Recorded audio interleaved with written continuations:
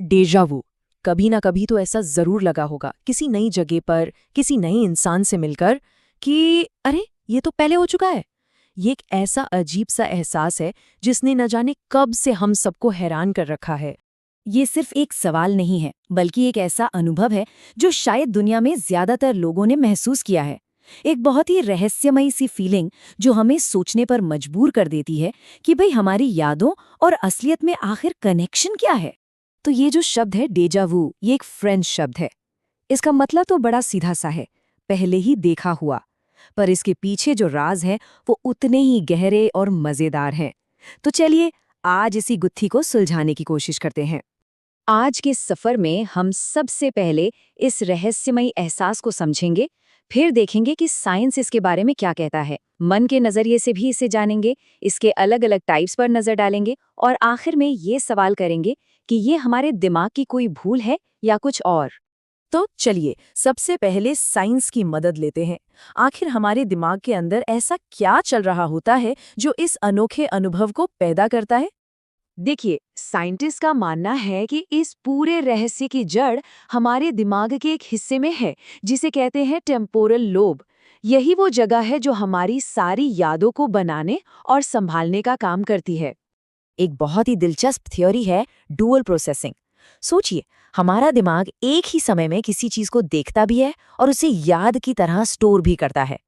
अब डेजा वू के समय क्या होता है, इन दोनों कामों के बीच 1 मिलीसेकंड की देरी हो जाती है।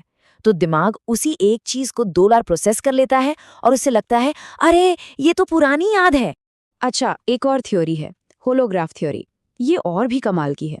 जैसे कभी-कभी किसी गाने की एक धुन सुनकर पूरा बचपन याद आ जाता है ना, बिल्कुल वैसे हमारा दिमाग किसी एक छोटी सी जानी पहचानी चीज, जैसे कोई खुशबू या कोई रंग देखकर एक पूरी की पूरी नकली याद बना देता है और हमें लगता है कि ये सब तो पहले भी हो चुका है।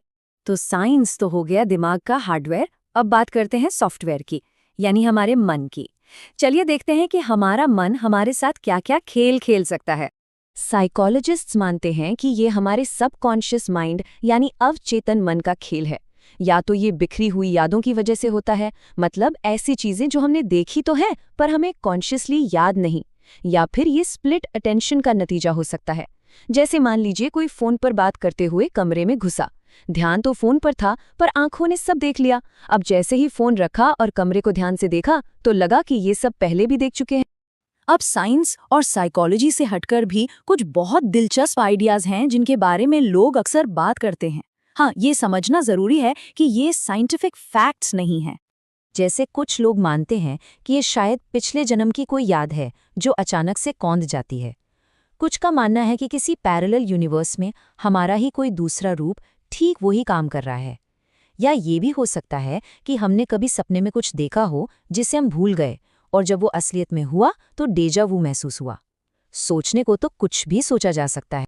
ये जानकर शायद थोड़ी हैरानी हो कि डेजा वू सिर्फ एक ही तरह का नहीं होता, इसके भी अलग अलग रूप हैं।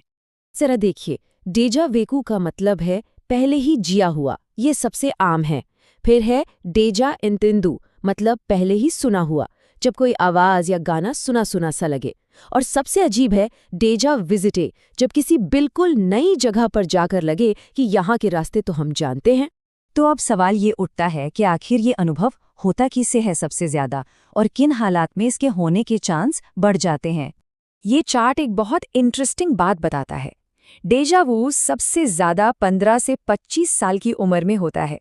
शायद इसलिए क्योंकि इस उम्र में हमारा दिमाग बहुत सारी नई नई चीजें सीख रहा होता है, और जैसे जैसे उम्र बढ़ती है ये अनुभव कम होता जाता है।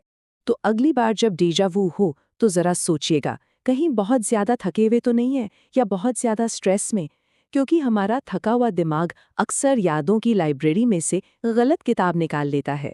तो हमने साइंस, साइकोलॉजी और बाकी थ्योरीज की दुनिया में झांककर देखा, तो आखिर में हम डेजा वू के बारे में कह क्या सकते हैं। सबसे जरूरी बात यह है कि डेजा वू से डरने या घबराने की कोई ज़रूरत नहीं है। ये कोई बीमारी नहीं है, बल्कि ये इस बात का सबूत है कि हमारा दिमाग कितना कमाल का और कितना कॉम्प्लेक्स है। इसे आप हमारे दिमाग के ऑपरेटिंग सिस्टम में एक छोटा सा, बिल्कुल हानि रहित ग्लिच समझ सकते हैं। एक पल का धोखा जो हमें बस ये याद दिलाता है कि हमारा दिमाग कितना पावरफुल है और कभी-कभी कितना पजलिंग भी हो सकता है। और जाते जाते एक दिलचस्प सवाल के साथ छोड़े जाते हैं। कभी सोचा है कि क्या जानवरों को भी डेजा वू महसूस होता होगा? इस पर सोचिएगा जरूर।